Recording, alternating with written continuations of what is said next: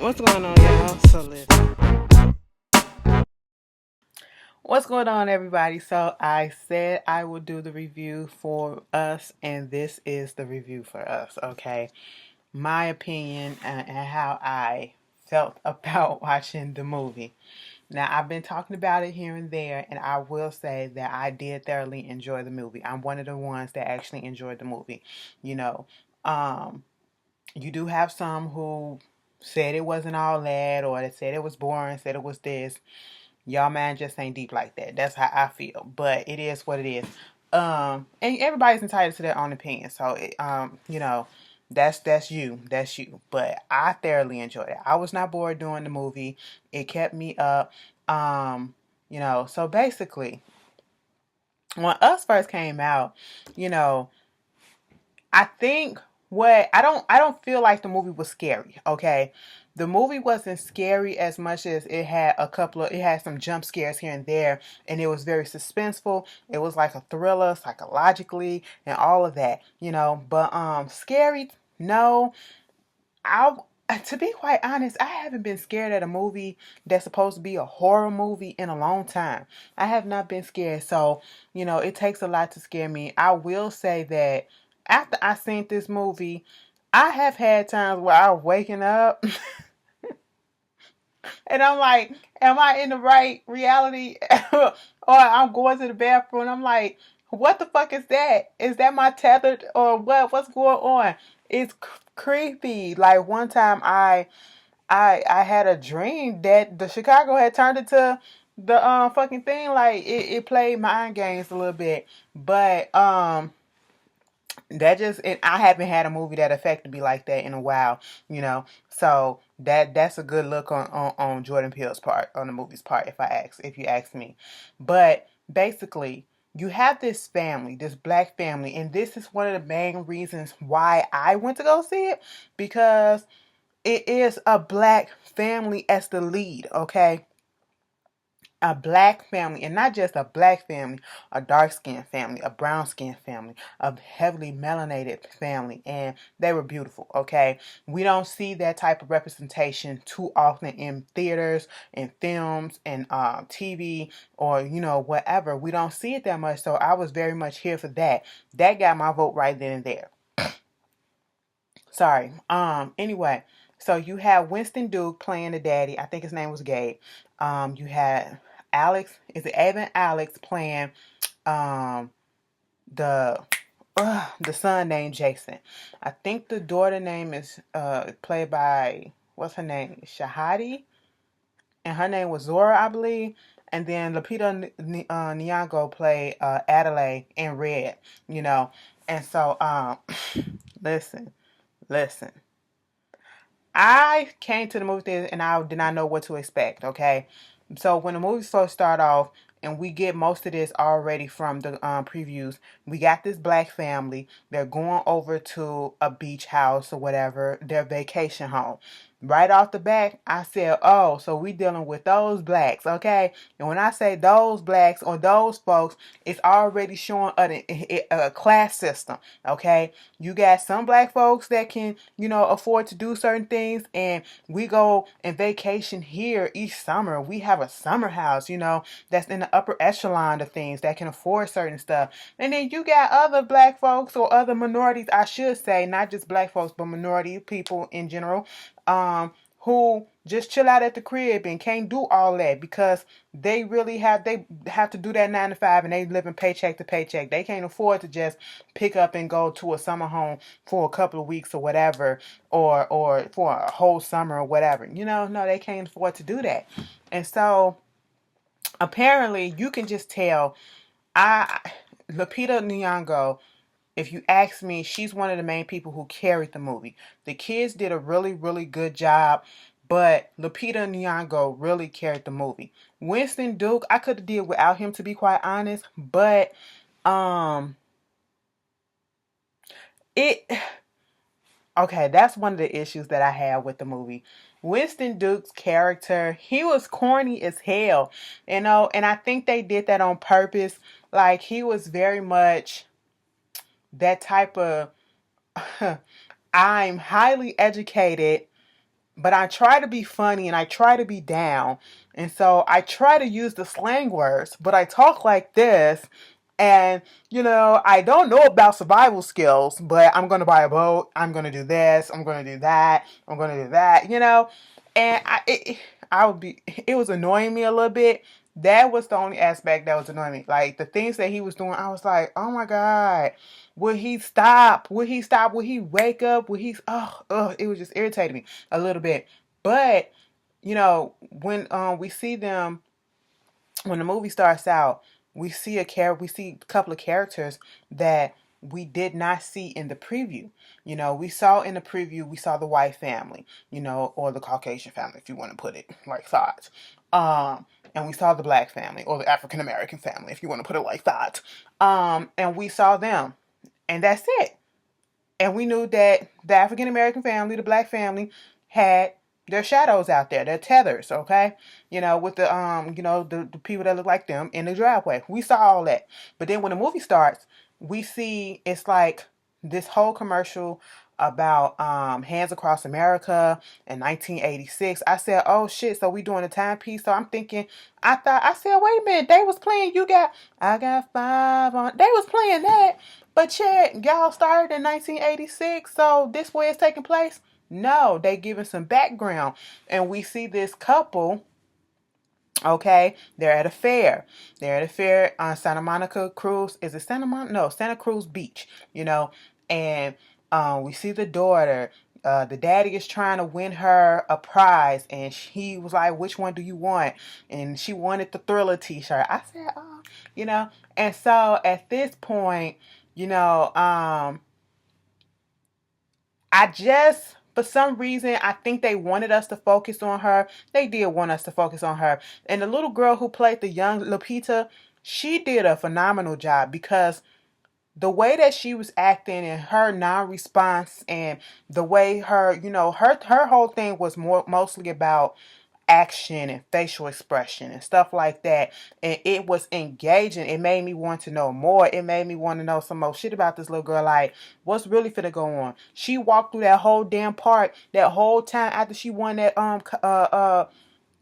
what's it called it, that damn t-shirt with a candy apple, and never bit into it. She was just holding it like this. She was just holding it like this, and then eventually dropped that bitch. I said, so you let your parents waste all this goddamn money. I mean, it probably didn't cost nothing. It probably didn't cost that much. Could have been free or whatever.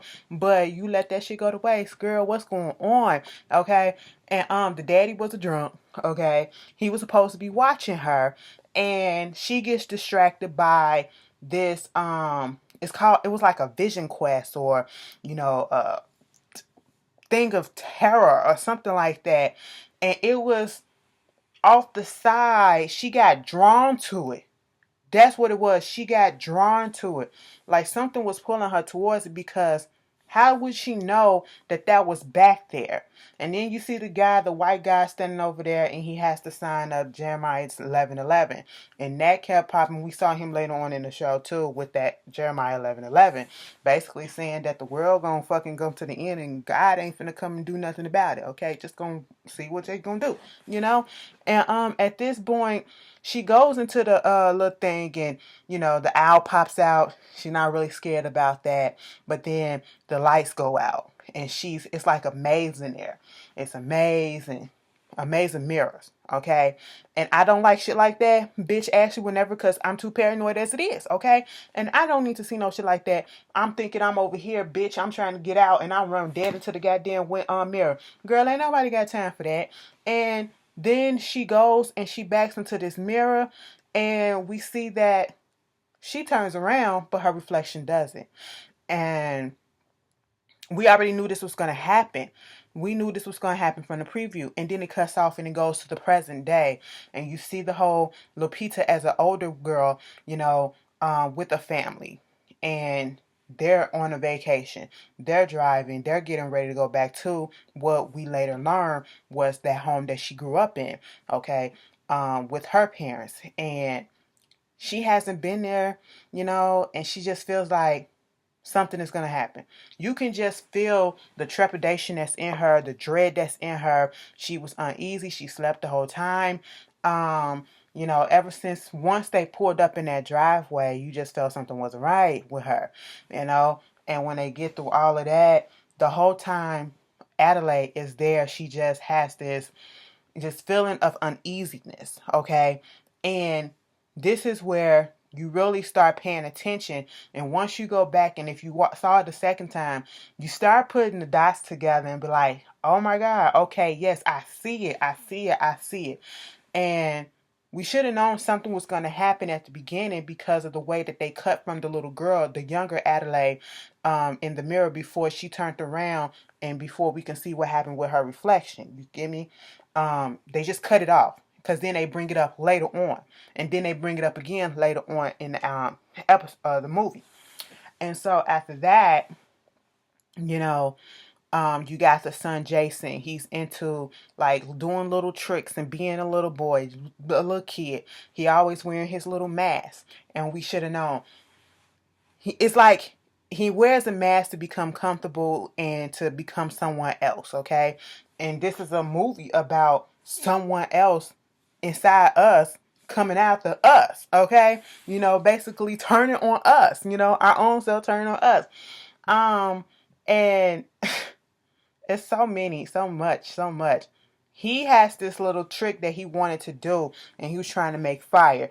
Every time he struck it, I was like, what the fuck is it? Because it's not working until later on. And that's when I realized it's supposed to have some fire coming, like a lighter or whatever that's on his hand, but it never sparks. It just sparks a little bit, but it never lights up. The trick never happens. You have the daughter at one point in the car. She's talking about how she's doing one of those conspiracy theories, saying the government put fluoride in the water and it can fuck us up and all that shit, booty boo. They got to go over there to the beach to go meet up with some friends played by Emily Ross and this other guy.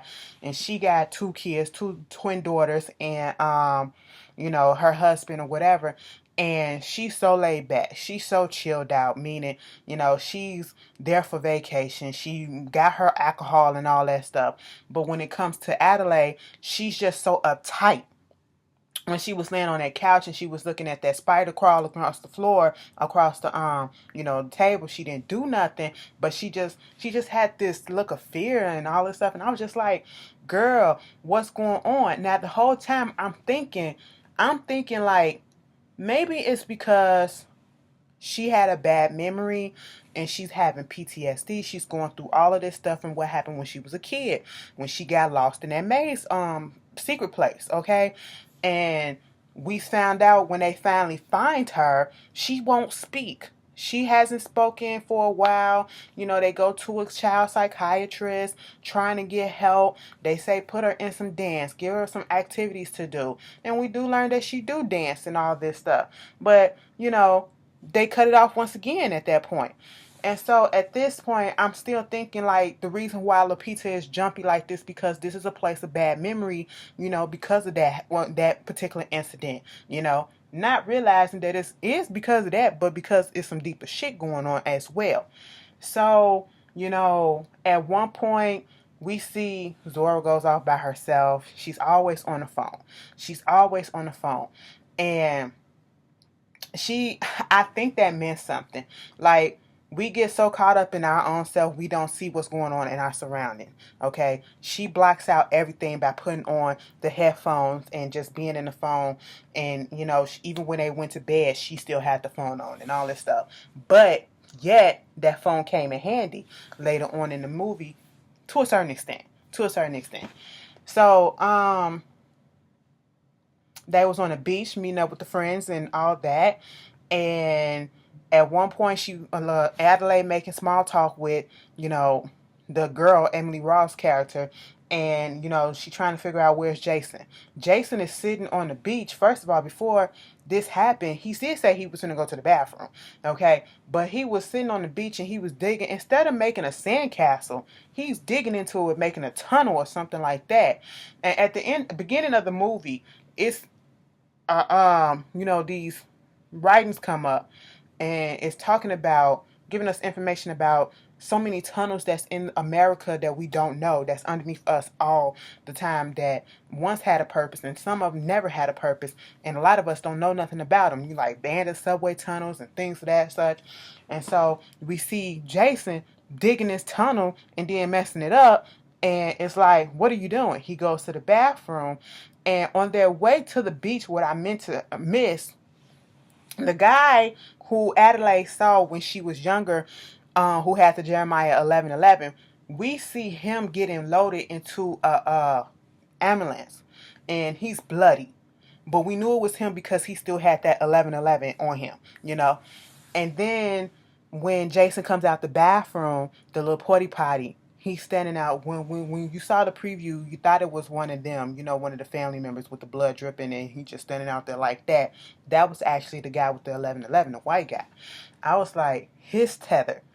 And I did not fucking I don't know why I did connect the dot that everybody was gonna have a tether, you know, because I literally thought it was just this particular parent, you know, this particular family. I do not know why I sat in that fucking theater and did not think that through. Like, okay, so if that was Jeremiah 11:11 dude, and he had a tether, I thought it was like a dream or something. That's what I thought. That's what it was. I thought it was like an illusion.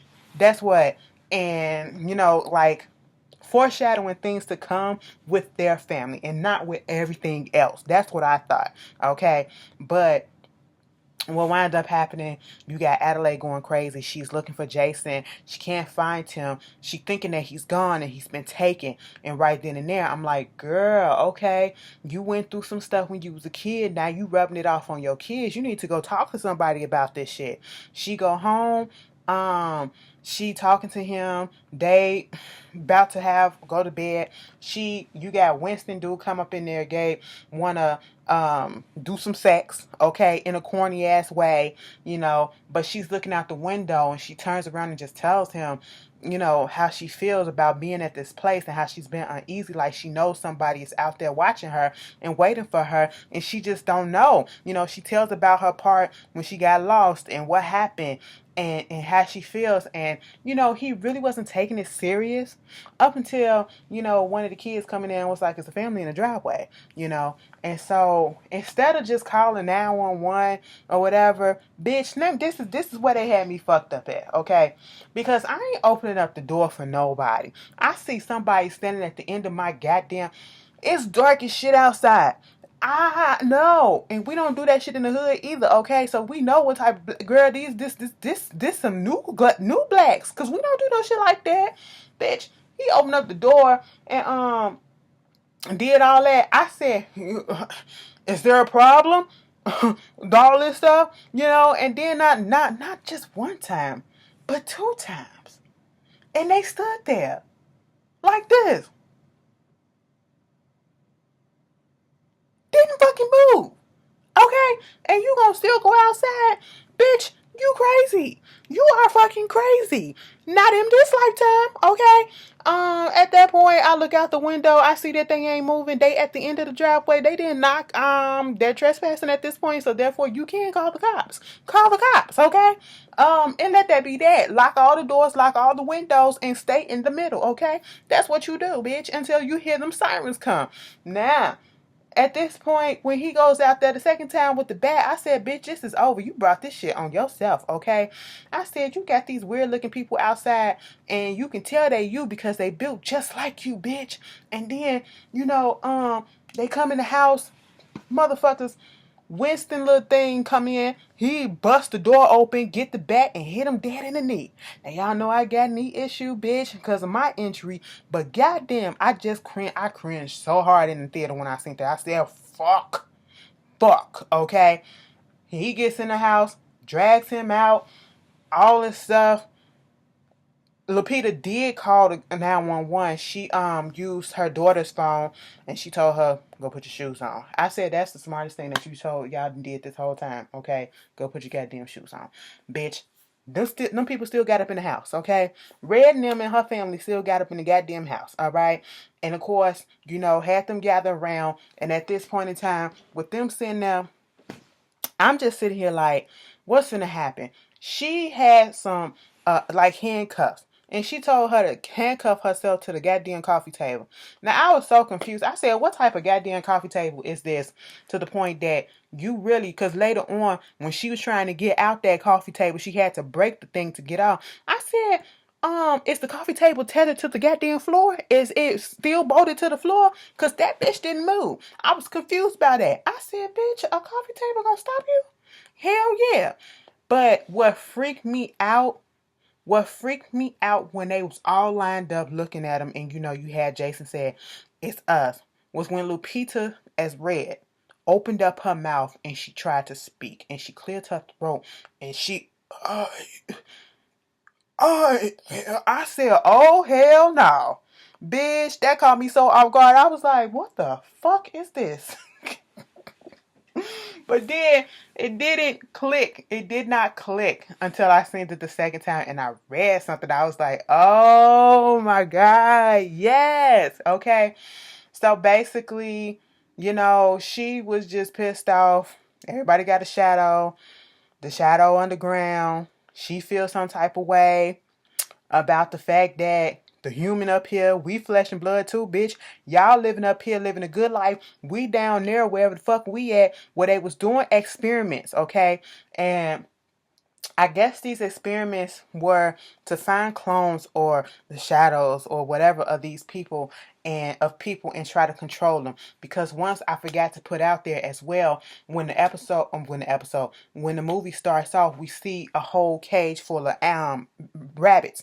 And what we do know when we see rabbits, especially the white ones, this is when we see somebody doing experimentations, okay, and they use rabbits and stuff like that. And so you can tell that these are part of some experimentations that was going on, some test subjects or whatever at one point. And then you see like these deaths, like it was some study, like kids was there, or some college students or whoever, in this area. And that was that for the moment. And then you get Red telling a story about how they had to eat these raw and eat fucking raw rabbits while they down there, while we up here eating steak and filet mignon, getting up in this shit, bitch, with mashed potatoes and some gravy and all that shit, bitch. Doing all that. And I'm just sitting here like, okay, girl, so you mad, bitch, why you couldn't come upstairs the whole time and join? Because they were forced to be down there, and then they were abandoned down there, okay?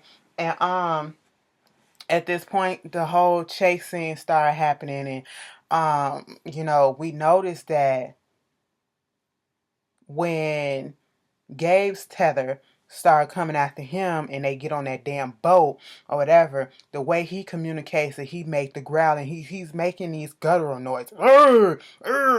He can't speak. But Chet, you got Red over here speaking, but your husband can't speak. And then you got your little son, that little thing. The Evan Alex baby, was that really him hopping around like that? Because he did that shit. I was tired of him, and I was like, get him, because if I see him cry, I'm a stop that. You stand upright, sir. All right. You may have had a situation go on with your face, and he had a mask on himself, just like himself. And so you see what happened with them. Each tether, okay? And you could tell that Red was the ringleader. She told Zora, get your ass up and run, okay? And then her tether come running after her outside after she gave her a big-ass head start. She still caught up with that bitch and killed the white man because she was on his car, okay? And then we see Winston Duke's tether. He gets on the boat, and, they wind up having a struggle, and he kill him on the boat, whatever. And then we see Jason's tether. They go hand in hand to go play. And he goes into the closet where he got caught in. He always put his ambulance truck in there so that the door won't close on him. And that's when the tether finally reveals his face, because he's always playing with matches and stuff. He can light fire, but Jason couldn't light that thing. But the tether could, And he pulled his stakes up, and he can sit up there. He can't talk, or I don't know if he can't. Well, he can't talk because he's a tether, and his face is burned. Half his face is burned. He burned himself with the fire. And so I was listening to the Read podcast, and Crystal brought up a point, a theory about Jason. Maybe he is like half that feathered, which they really are, because what we later find out in the movie, everybody has a feather. Feather. Am I saying it right? Feather. It's coming to tongue twister. Everybody have a fucking shadow, a number two, bitch. Okay, and at this point, they all just start popping up everywhere and killing everybody. The friend house, they get killed too. That shit threw me for a look. I said, so wait a minute, everybody got one? So little Jeremiah on the beach, that wasn't no lie. That was for real. He did get killed up in the ambulance. He was bloodied as shit. Oh, okay, cool, bet. But Crystal was saying how, trying to figure out whether or not Lil Jason was switched too. Because what we later find out is that when Adelaide was young, and the reason why she couldn't talk is because that wasn't Adelaide. That was the original Red, okay, who was down there in the bunker. And she tethered her to the handcuffed her to the bunk bed, and went and took her place upstairs, up in our world. I was like, girl, what? When I saw that twist, I said, I should have seen that shit coming. And I don't know why I didn't see it coming, because there was so many clues. The uneasiness that Lupita was feeling, but the whole time I'm thinking that, it's just PTSD because she got caught and it's coming back to the place that she had a bad memory and it's making her nervous. That's what I'm thinking. Not because she has a big ass secret. The fact that this ain't really, she really wasn't supposed to be up in our world. She was supposed to be downstairs, and the real person is downstairs, bitch. She downstairs, okay? And I'm sitting here thinking, well, damn, bitch, when we finally found out what was really going on with them switching and stuff, and then we go back to that same place, and we go downstairs and we see that fresh ass escalator going down. Where was the escalator going up? I mean, it has to be one going down. If it's one going down, it has to be one going up. And how come ain't nobody think to go up? Because I'm like, they didn't have no minds. Them people, where did people go that was doing all this stuff and started all this shit? They just abandoned them there. And when they showed the backstory of them, doing everything that they was doing down there, it was weird as shit. And then you see the rabbits running when Lupita was chasing after them, but yeah, the whole thing with the Jason, like, do y'all feel like he probably could have been switched? Because remember, Jason had a real strong connection to his tether. When he did stuff, the boy did stuff.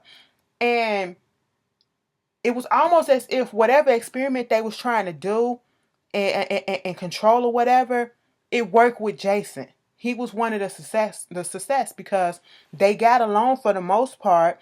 And whenever he did something, his tether did the exact same thing, And when he walked back into that, as he was walking back, the tether was walking back, holding his arms out. And that's how he burnt them in the fire at the end and shit like that. But yet, he couldn't make the fire. And eventually he did, but he couldn't make the fire that whole time. Like, there is a connection, and I just don't know what. Like, do y'all feel like that's what it is? That it was him, I don't know. And then you got that whole thing with Jason knew who his mama was. Jason figured out who Lupita was, and I feel like he kind of figured it out early on into the movie. He figured it out way before we figured it out. And there were more times where she would kind of look a certain way. When they was looking at the news in the white people house after they got killed, they was looking some type of way. The way that she was staring at it and the way that she was kind of cold with it, it threw me. I was like, okay, something about her is off. The way that she was just so willing to do stuff and so eager, she was way more eager than everybody else to do stuff. I know they was trying to survive and trying to get out there. You got Winston still just sitting there and they wanted to stay at the house. She was like, no, bitch, I'm in control. I said, something ain't right with this situation, okay? I know you want to get out, but damn, like, something just wasn't right. It wasn't adding up. But when Adelaide and after Red took Jason downstairs and Adelaide went down there to find him in the tunnel or whatever, I said, first of all, who was cleaning up down there? Because it was clean as shit. For all these people to be been down there all these years and for that shit was spotless. I said, not a rabbit poop on the floor, not once, nothing going down there. I said the furniture was all pristine. I said, what the fuck is going on? That didn't make sense to me. Okay, who was down there cleaning? That's what I want to know. Who was down there cleaning? Okay, and then when Red talks about her plan, and then she basically mimicking the Hands Across America campaign thing that they had going on in 1986 that we saw in the beginning. It comes back to what it was. They just basically, she was made the leader. She did her little dance, and the reason why, I guess the people felt like, bitch, we know that you ain't really the real person, but you cool as fuck down here, so we just gonna and you can talk and all that shit, so we gonna follow you or whatever. It was really weird how they anointed her as the leader of them. And no, it took her to gain their confidence. And it's like, did anybody else ever try to escape, try to get out? What kept them sitting there? What kept them sitting there that whole time? Why did they wait so long? Because I'm pretty sure a lot of them was down there for many years before little Adelaide, got switched. You know what I'm saying? What was the reasoning? And then when all that happened and they were fighting, and when she went to go kill Red and she was breaking her neck with the chain, and she let out that guttural, scream or whatever, she sounded just like them. And that's when I was like, bitch, you better get the fuck up out of here. So you mean to tell me you bitches switch? And then they go back to the beginning when they show what happened when that little girl reflection came in, took her or whatever, and dragged her right back downstairs and took her ass and switched places with her. And so at this point, little Jason heard her in the locker. I was like, bitch. And now I'm sitting here like, I was on my way home, and I was just like, you know what? Since she is the real Red and they switched, no wonder why that bitch was snapping off beat at the beginning, telling Jason to snap, and he looking at her like, I feel you, but I really don't feel you, but I'm just gonna go along with it, bitch. I said, girl, it makes so much fucking sense, okay? Basically, she couldn't talk and she had to learn to speak. I wanted them to say how long it took her to speak or whatever, but and get her diction well and all that stuff. But other than that, it was just, they wanted to take over the world. They was tired of being held down. And it's just, what I took from that is, you get oppressed people, you can equate it to a lot of things.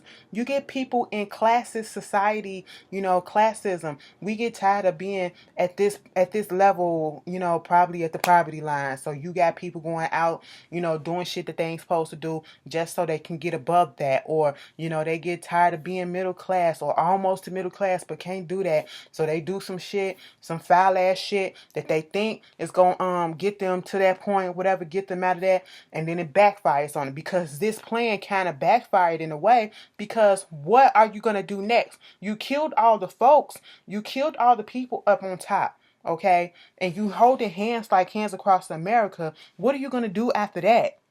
What is next?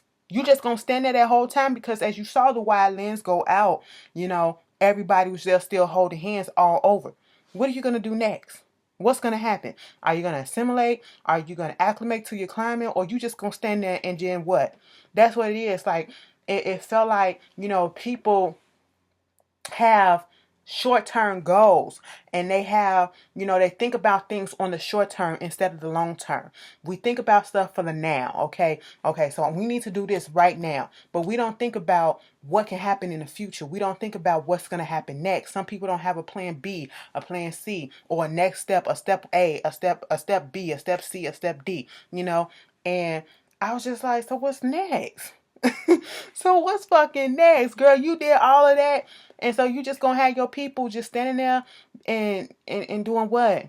And you didn't have no backup for just in case something happened to you? Who's gonna be in charge? These things I was thinking about, like, and then it's like when oppressed people, all of a sudden want to get together. They get that one person that gives them that confident boost, and then they just come through and, they take over. And, once they take over, what's next? What's next? Once they get their revenge, or they do what they had to do, what's next? That's what I was left with. What is next? Okay. Y'all put down in the comments y'all theories on, the movie. If you have not seen the movie, I don't know why you watching it right now. So please don't put in the comments, oh, I'm mad that you spoiling this shit. Baby, it's a whole week later. Okay. And why click on something that you haven't seen yet? Okay. And it says spoiler in the comment, in the title. But anyway, I know y'all got some theories. I really want to hear what y'all got to say about the Jason one, because after hearing that on the read, that shit had me thinking, and I'm just like, oh, this was so good to me. Y'all tell me how y'all feel, and I will see you guys later. Peace.